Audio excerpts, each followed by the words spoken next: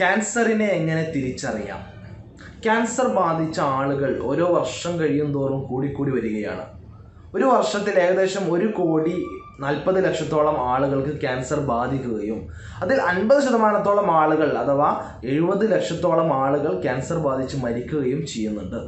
ഇങ്ങനെ 50% മരണസംഖ്യ ഉള്ളത് കൊണ്ടാണ് എല്ലാ ആളുകളും ഇതിനെ വളരെ ഭീതിയോടുകൂടി കാണുന്നത്.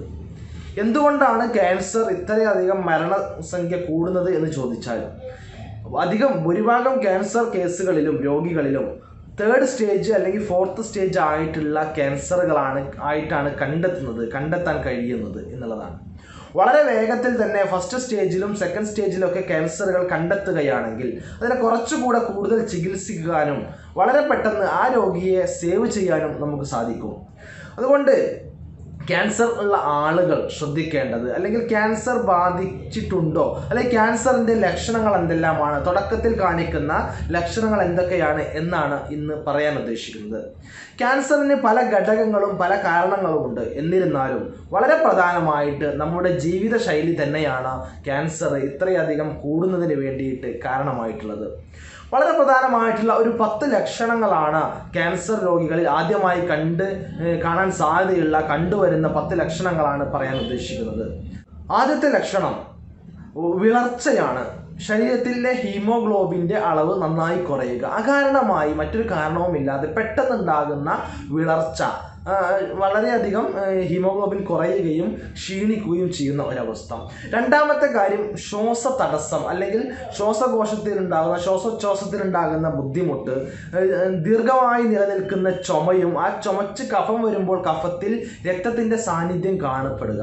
ഇത് എല്ലാം ഈ ഒരു ക്യാൻസറിൻ്റെ ലക്ഷണമാവാൻ സാധ്യതയുണ്ട്. അതുകൊണ്ട് ഡോക്ടറെ കാണിക്കുകയും തുടർ നടപടികൾ സ്വീകരിക്കുകയും ആവശ്യമാണ്. അതുപോലെ മറ്റൊരു പ്രധാനമായിട്ടുള്ള കാര്യം എന്ന് പറയുന്നത് അകാരണമായിക്കൊണ്ട് വളരെ പെട്ടെന്ന് തടി കുറയുക.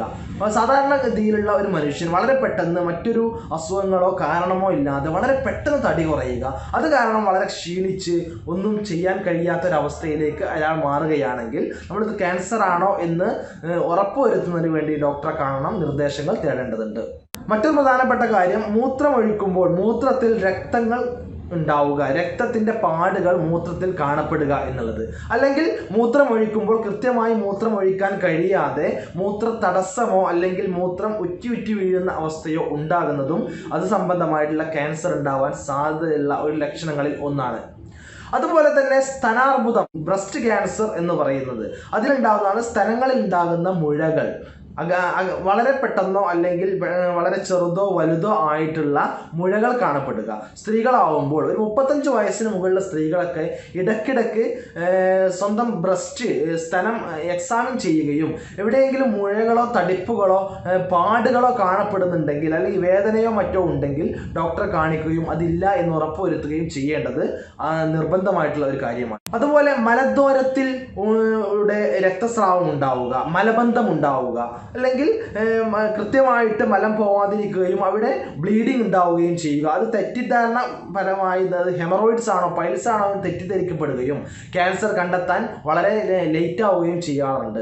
അതുപോലെ തന്നെ മറ്റൊരു പ്രധാനമായിട്ടുള്ള കാര്യമാണ് പ്രോസ്റ്റേറ്റിൽ ഉണ്ടാകുന്ന മുഴകൾ. പ്രോസ്റ്റേറ്റ് ഗ്രന്ഥി, പുരുഷന്മാരുണ്ടാകുന്ന പ്രോസ്റ്റേറ്റ് ഗ്രന്ഥിയിൽ മുഴകൾ ഉണ്ടാവുക, അത് കാരണം മലബന്ധം ഉണ്ടാവാം, അല്ലെങ്കിൽ മൂത്ര തടസ്സം ഉണ്ടാവാം. അത്തരത്തിലുള്ള ക്യാൻസറുകളും ഉണ്ടാവാൻ സാധ്യതയുണ്ട്. മറ്റൊന്നാണ് ആർത്തവ വിരാമമുള്ള സ്ത്രീകൾക്ക്, അഥവാ ആർത്തവം നിലച്ചുപോയ സ്ത്രീകളിൽ വീണ്ടും ആർത്തവം വരിക.